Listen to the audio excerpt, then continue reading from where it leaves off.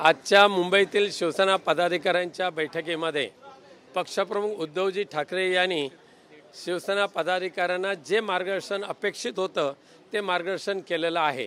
खास करून भारतीय जनता पक्षाच्या माध्यमातून मुंबई संपवण्याचं जे कपट कारस्थान चाललेलं आहे, मुंबई उद्ध्वस्त करण्याचे जे कपट कारस्थान चालवलेलं आहे, त्याच्या विरोधात आज माननीय पक्षप्रमुख उद्धवजी ठाकरे यांनी कडक शब्दामध्ये भाष्य केलेलं आहे। धारावीच्या पुनर्वसनाच्या नावाखाली अदानीच्या घशात संपूर्ण मुंबई घालायचं ठरवलेलं आहे। त्या विरोधात उद्धव साहेबांना तर बोलावंच लागेल आणि म्हणून ते बोललेलेच आहेत, परंतु भारतीय जनता पक्ष मात्र तोंड बंद करून जे बसलेलं आहे, त्यामुळेच प्रश्नचिन्ह निर्माण होतोय की मुंबईमधलं मराठी माणसाचं अस्तित्व संपूर्ण नष्ट करायचं आणि मुंबई अदानीला अंधन देऊन टाकायची। आज धारावीमध्ये जवळजवळ 1 लाखाच्या आसपास निवासी आणि अनिवासी असे झोपड्या आहेत किंवा घरं आहेत।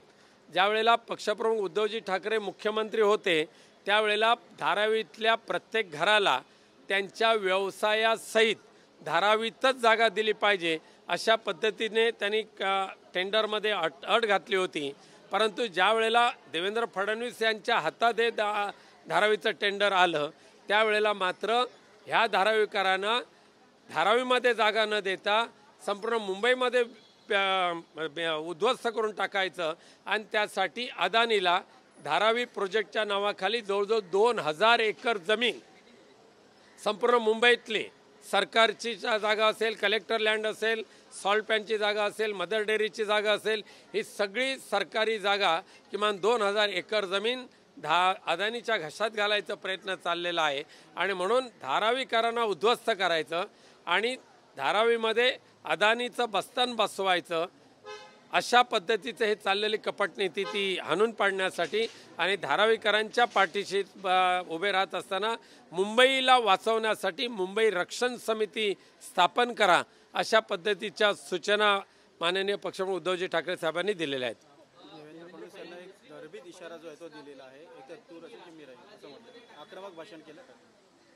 या राज्याचे माजी गृहमंत्री अनिलजी देशमुख यांनी ज्या पद्धतीने देवेंद्र फडणवीसांचं कपट कारस्थान आणि त्या कपट कारस्थानामध्ये माननीय उद्धवजी ठाकरे आणि माननीय आदित्यजी ठाकरे यांना फसवण्याचा प्रयत्न केला जात होता, त्याचा भंडाफोड माननीय अनिल देशमुख साहेबांनी केलेला आहे।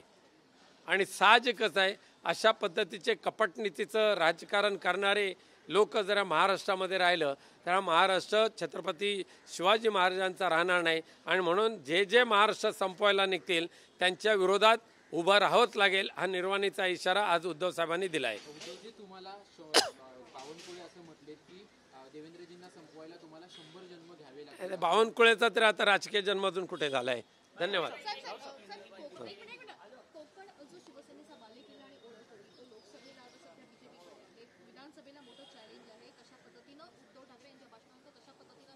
बघा, कोकण हा भारतीय जनता पक्ष, कोकणवासियांनी भारतीय जनता पक्षाला मनापासून आधार दिलेला नाही।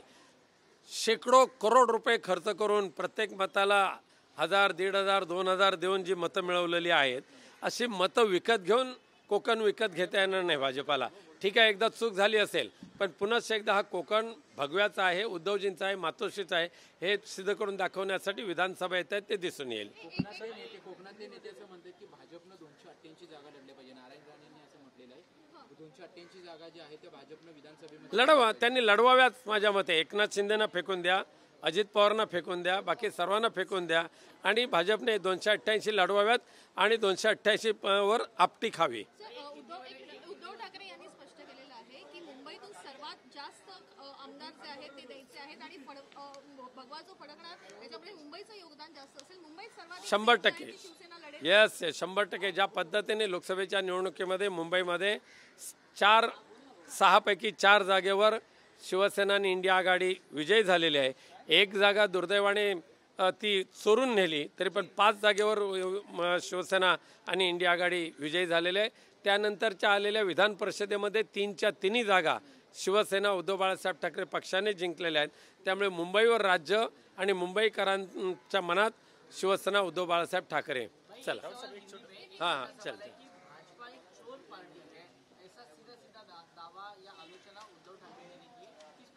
नहीं, उद्धव साहब ने जो जिस तरीके से बीजेपी की आलोचना की वो सही है। जिस तरीके से मुंबई की चोरी की जा रही है, मुंबई की तिजोरी की चोरी की जा रही है, मुंबई की जो जमीन है उसकी चोरी की जा रही है, इसलिए भारतीय जनता पार्टी एक चोर पार्टी है, सही है। सर संबोधन में उन्होंने जिक्र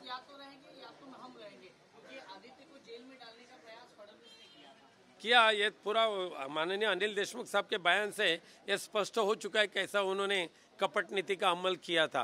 सर उद्धव साहब ने अपने संबोधन में इस बात का जिक्र किया कैसे मुस्लिम और क्रिश्चियन कम्युनिटी उनके साथ आई, लेकिन अब बीजेपी जमात इस्लामिया एक ऐसी संस्था जिसपे बीते 35 वर्षों से बैन था, अब बीजेपी उसे प्रमुखता दे रही है, उसे कह रही है कि आप भी चुनाव में हिस्सा लीजिए क्योंकि उसकी जो हिस्सेदारी है चुनाव में काफी ज्यादा। इसलिए प्रूव हो गया कि भारतीय जनता पार्टी वोट के लिए कुछ भी कर सकते हैं।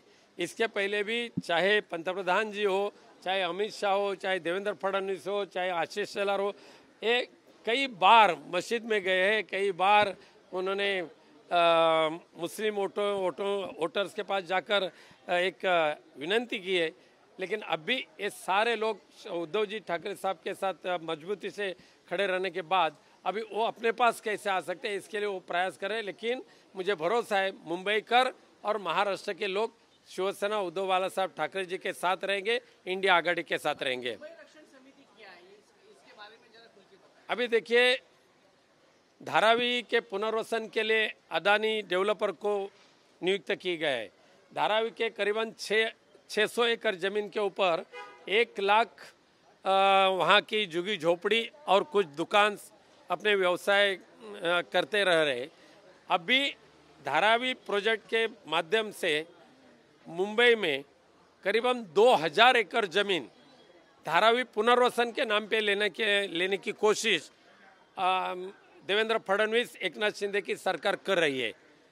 और धारावी में रहने वाले जो लोग हैं उनको अपात्र करना, धारावी से बाहर फेंक देना और मुलुंड, दहीसर या सॉल्ट पैंट के जगह के ऊपर उनको रेंटल बेसिस की हाउसिंग सिस्टम तैयार करना, ऐसी जो कपट नीति चल रही है और मुंबई को पूरा सत्यानाश करना मुंबई का, इससे मुंबई बचाने की आवश्यकता है। इसके लिए उद्धव जी ठाकरे साहब ने कहा है कि हम जब फिर एक बार सत्ता में आए तो धारावी का टेंडर तो रद्द करेंगे, लेकिन उसके पहले मुंबई रक्षण समिति की स्थापना करके हम भाजपा और अदानी के माध्यम से मुंबई की रक्षा करेंगे।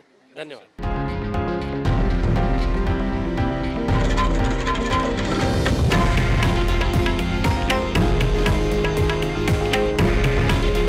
हे आहे देशातील नंबर 1 न्यूज नेटवर्क आणि आपण पाहत आहात TV9 मराठी।